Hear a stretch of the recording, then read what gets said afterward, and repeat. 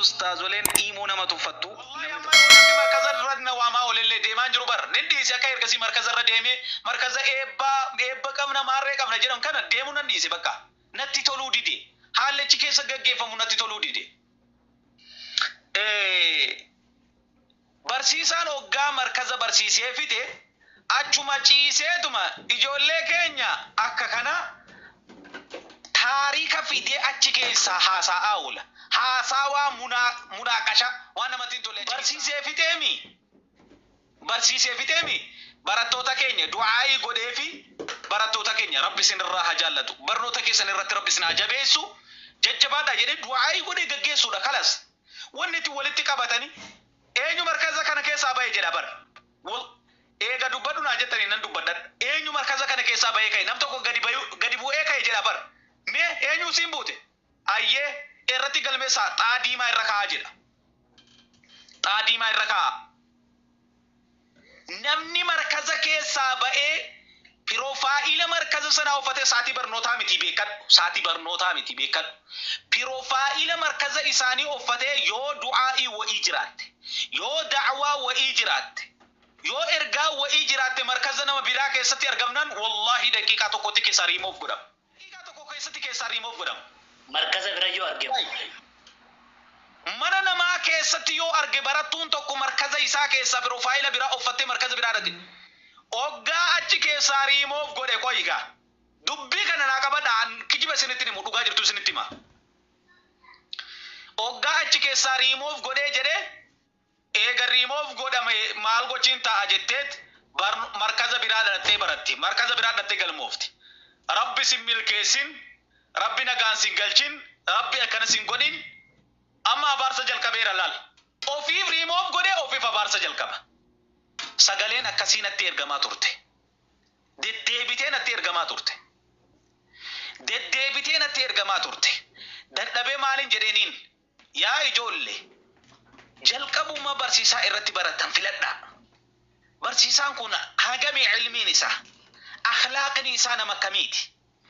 Ilmiin isaa oo nama kamiiti? Abbaa kan kootiitti na kabajee naa wajjin jiraatumo akka hiriyaa kan kootiitti na janajjanaatuma asiin na qaraasisu jettee wajjiniin filannoo kan kee jalqaba osoo waa'ee garee barnootaatti hin seenne osoo barnootuma kanan jalqabne jalqaba qoradhuun jedheeniin kanaan ala wanni isin sagalee namaanatti guurtan video recording namaanatti guurtan video namaanatti guurtan anas hin fayyadu sis hin fayyadu filadhuu garee barnootaa naaf ta'a jettu tokko deemiitii baradhuu jedheen ofirraa callisiiseen nan dadhabe mataan na dadhabe guyyaarra wanni akkasii natti dhufaa beektanii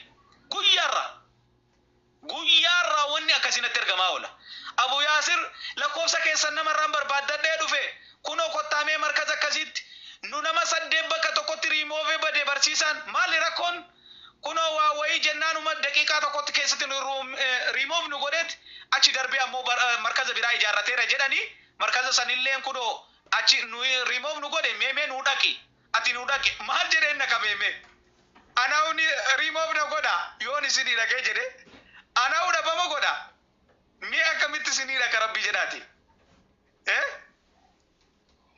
mee amaal isinii godhaa dhaqa meemee deemiti markaza biraa barbaadadha yookiin barsiisa akhlaaqa qabu way barbaadadha mali maal isinii godha ani abbaa isaa ta'ee dhaqee isiniin tumu obboleessa isaa ta'ee dhaqeen gorsu tole naan jedhu an waan kanatti humnan qabu ijoollee kan koo mee sabbaraati ammas markaza barbaadadha garii isaanii immoo dhukkuba barsiisaa qofarraan keenyu beekadha barataan jallataan wal gorsee keessaan seera markaza kanaa nuun ta'u jedhe warra barsiisaa irratti wal ijaarullee ni jira.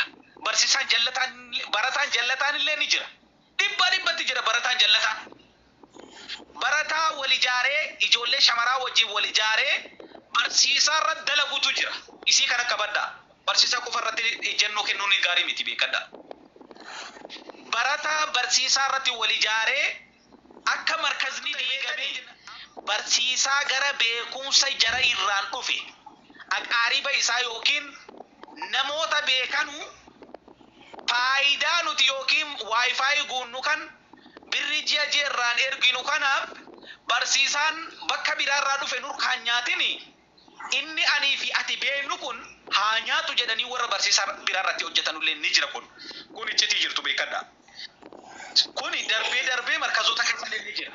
Gantummaa waan jedhan wayii warra kutaadhaan wal qoodu warra gosaan wal qoodee markaza keessattilleen warra haalan taane deddeemu jira. Kunilleen guutee jira kunis. Mee waan akkasii kana jiruu jarana. Ijoollee shamarri kun dhiifama naa godha warri as jirtan hundi keessanuu. Shamara tokko jiran warra fitinaadhaaf miidiyaa keessa gadhiifame tokko jira. Warruma dhiira qormaatuuf deemu. Warra barsiisaa dhaqaniit barsiisaa jedhanii barsiisaa keenya yeroo hunda sirratti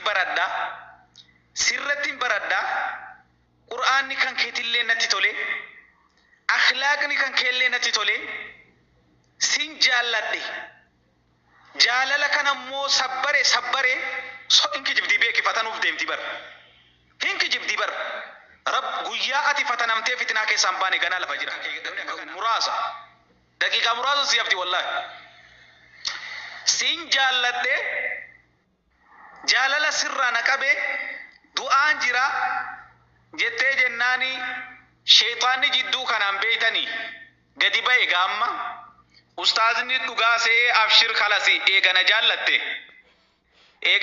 itti mariyadhaa jedhee ittiin haasa'uu jalqabe. Amma haasaa kana keessa namni hoggaa qobaa seenee waliin haasa'uu jalqabe sheexaanni jidduu seenuun dirqama. Waan hin oolle kun sheexaanni jidduu isaanii seenuun.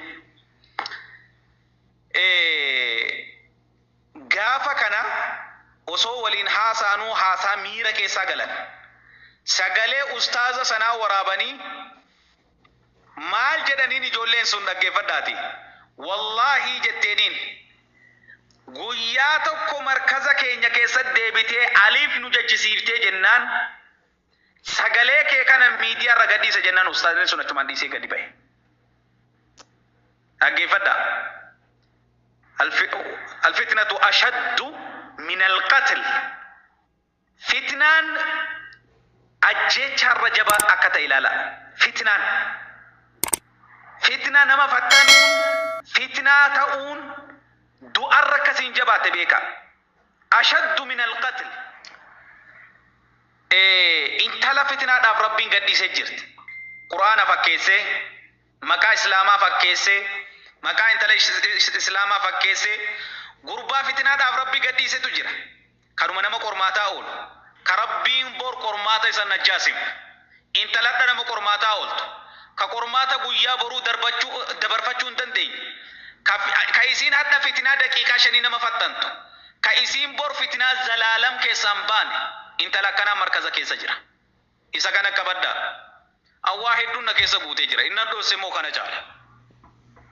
Innan dhoose kana caala. Wallahi innan dhoose kana caala. Anin dubbadhu akka namaa yeroo hunda miidiyaa irratti gadi ba'ee waan adda addaa himaan oolu malee inni na keessa jiru kana caala. Alaa kulli haal eessaatti akka deemaa jiru maalitti akka deemaa jirtu maaliif akka deemaa jirullee na dhibe. Maaliif akka deemaa jirullee na dhibe. Jara keenya ijoollee keenya an akka Abu Yaasir akka wallaalaa keessanii takkaa waan baratinitti yoo waa isinii dhaabe qabadha. Tokkoffaa ati fitinaa namatti hin ta'in nama fitinaa sitti ta'urraa gori. Ati fitinaa namatti hin ta'in dhaggeeffadhu. Nama fitinaa sitti ta'urraa gori ustaaza maan taane. Wanni mushkilaan jiru shamarran birallee yoo dhugaa dubbadhe tokkoffaa jaratu sheekolee balleesse. Maaliin sheekolee balleessite? Hadiyyaa jettee birrii ofii walitti guurtee hadiyyaadhaan sheeka balleessite. Wallaahi ladhiib. Wallaahi ni ifa manaa godha. Shamarran umatee nama argaa jira. Irraa dubbannee ture hoggaa dabre. Hadiyyaadha jettee sheekolee balleessitee kaatee ofumaa booda sheekoleen akkas nu goote jetti.